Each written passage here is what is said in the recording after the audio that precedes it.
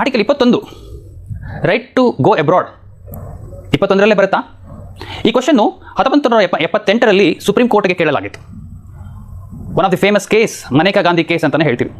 ಈ question constitution ಹಿಸ್ಟ್ರಿಯಲ್ಲಿ ಒಂದು revolution ಅನ್ನೇ ತೊಗೊಂಡು ಬಂದಿದೆ. ಯಾಕಂತಂದರೆ 1977ರಲ್ಲಿ ಮನೇಕಾ ಗಾಂಧಿ ಪಾಸ್ಪೋರ್ಟನ್ನು ಸರ್ಕಾರ ವಾಪಸ್ ಪಡೆದಿರುತ್ತೆ. ಯಾಕೆ ಅಂತ ರೀಸನ್ ಕೇಳಿದಾಗ ಸರ್ಕಾರ ಅದಕ್ಕೇನು ರೀಸನ್ ಕೊಡೋದಿಲ್ಲ.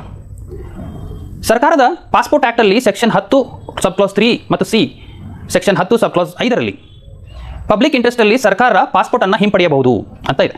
ಹಾಗಾಗಿ ಸರ್ಕಾರ ಹೇಳುತ್ತೆ ನಿಮ್ಮ ಪಾಸ್ಪೋರ್ಟನ್ನು ಹಿಂಪಡೆದಿದ್ದೀವಿ ಪಬ್ಲಿಕ್ ಇಂಟ್ರೆಸ್ಟಲ್ಲಿ.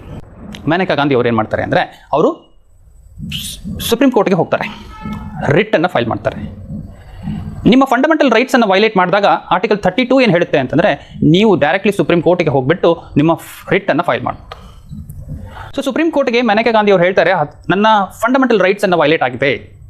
ಆರ್ಟಿಕಲ್ 14 ಏನಿದೆ ಸಮಾನತೆ ಹಕ್ಕು, ಆರ್ಟಿಕಲ್ 19 ಸ್ವತಂತ್ರದ ಹಕ್ಕು, ಆರ್ಟಿಕಲ್ 21 ಜೀವಿಸುವ ಹಕ್ಕು, ಇವು 3 ಹಕ್ಕುಗಳನ್ನು ಸರ್ಕಾರ ತಗೊಂಡಿದೆ ಅಂತ ಹೇಳುತ್ತೆ. ಆವಾಗ ಸುಪ್ರೀಂ ಕೋರ್ಟು ಇದು ಕಾನ್ಸ್ಟಿಟ್ಯೂಷನಲ್ ಇಂಟರ್ಪ್ರಿಟೇಷನ್ ಆಗಿರೋದ್ರಿಂದ ಇದು ಲಾರ್ಜರ್ ಬೆಂಚ್ ಕೊಡುತ್ತೆ. ಜಡ್ಜಸ್ ಎಲ್ಲ ಕೂತ್ಕೊಂಡು ಡಿಸ್ಕಸ್ ಮಾಡಿದಾಗ ತಮಗೆ ಈ ಕ್ವಶನ್ಸ್ಗಳನ್ನು ಕೇಳ್ತಾರೆ. ಆರ್ಟಿಕಲ್ 21ರಲ್ಲಿ right to go abroad right include ಆಗುತ್ತಾ? ಸರ್ಕಾರ ಏನೇ ಕಾನೂನು ಮಾಡಿ ಆ ಕಾನೂನನ್ನು ಲೈಫ್ ಆ್ಯಂಡ್ ಲಿಬರ್ಟಿಗೆ ಅಪ್ಲೈ ಮಾಡಬೇಕಾದ್ರೆ ಬರೀ ಪ್ರೊಸೀಜರ್ ಫಾಲೋ ಮಾಡಬೇಕಾ, ಅಥವಾ ಕಾನೂನು ಫೇರ್ ಆಗಿರಬೇಕು, ರೀಸನೇಬಲ್ ಆಗಿರಬೇಕು ಮತ್ತು ಜಸ್ಟ್ ಆಗಿರಬೇಕು, ನ್ಯಾಯಸಮ್ಮತವಾಗಿರಬೇಕು ಮತ್ತು ತರ್ಕಬದ್ಧವಾಗಿರಬೇಕಾ ಅಂತ ಕ್ವಶನ್ ಕೇಳ್ತಾರೆ. ಅದಲ್ಲದೆ ಈ ಫಂಡಮೆಂಟಲ್ ರೈಟ್ಸು ಎಲ್ಲ ಫಂಡಮೆಂಟಲ್ ರೈಟ್ಸು ಇಂಡಿವಿಜುವಲ್ ಆಗಿ ಇಂಡಿಪೆಂಡೆಂಟ್ ಆಗಿದಾವ ಅಥವಾ ಎಲ್ಲ ಫಂಡಮೆಂಟಲ್ ರೈಟ್ಸು ಇಂಟರ್ಕನೆಕ್ಟೆಡ್ ಆಗಿದಾವ? ಈ 3 ಕ್ವಶನ್ಗಳನ್ನು ಆನ್ಸರ್ ಮಾಡುತ್ತಾ ಸುಪ್ರೀಂ ಕೋರ್ಟ್ ಹೇಳುತ್ತೆ. ಅಂದರೆ article 21 right to life and liberty ಅಂತ ಕೊಡುತ್ತೆ, ಜೀವಿಸುವ ಹಕ್ಕನ್ನು ಕೊಡುತ್ತೆ. ಒಬ್ಬ ಜಡ್ಜ್ ಹೇಳ್ತಾರೆ ಲೈಫ್ ಆ್ಯಂಡ್ ಲಿಬರ್ಟಿ ಅಂದರೆ ಜೀವಿಸುವ ಹಕ್ಕು ಅಂದರೆ ಸಂಪೂರ್ಣವಾದ ಹಕ್ಕಿರಬೇಕು. ಈ ಸಂಪೂರ್ಣವಾದ ಹಕ್ಕಂದರೆ ಏನು?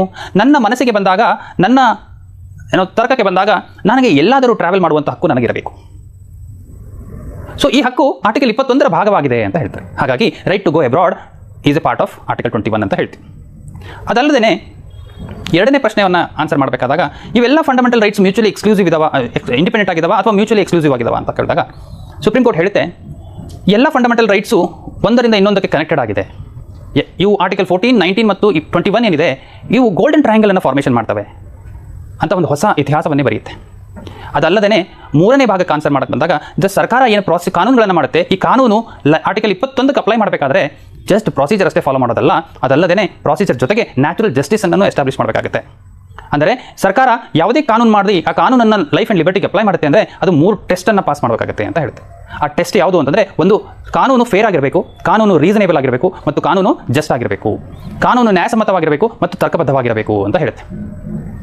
ಸೊ ಇವೆಲ್ಲ ಎಸ್ಟಾಬ್ಲಿಷ್ ಮಾಡೋದ್ರ ಜೊತೆಗೆ ಸುಪ್ರೀಂ ಕೋರ್ಟ್ ಒಂದು ಹೊಸ ಡಾಕ್ಟ್ರಿನನ್ನೇ ಬರೆಯುತ್ತೆ. ಆ ಡಾಕ್ಟ್ರಿನ್ ಹೆಸರೇ ಡ್ಯೂ ಪ್ರೊಸೆಸ್ ಆಫ್ ಲಾ ಅಂತ ಹೇಳ್ತೀವಿ. ಸೊ ಆ ರೆವಲ್ಯೂಷನೇ ಸುಪ್ರೀಂ ಕೋರ್ಟ್ಗೆ ಈ ಪವರ್ಸ್ ಕೊಟ್ಟಿರೋದು ರೈಟ್ಸ್ಗಳನ್ನು ಎಕ್ಸ್ಪಾಂಡ್ ಮಾಡುವಂಥ ಪವರ್ಸ್, ಆಮೇಲೆ ಸ್ಟೇಟ್ ಪವರ್ಸನ್ನು ಲಿಮಿಟ್ ಮಾಡುವಂಥ ಪವರ್ಸ್. ಸೊ ಹಾಗಾಗಿ ಇದಕ್ಕೆ ಒಂದು ರೆವಲ್ಯೂಷನರಿ ಕೇಸ್ ಅಂತಲೇ ಕರಿತೀವಿ. ಹೆಚ್ಚಿನ ಮಾಹಿತಿಗಾಗಿ ಲೈಕ್ ಆ್ಯಂಡ್ ಕಮೆಂಟ್ ಮಾಡಿ.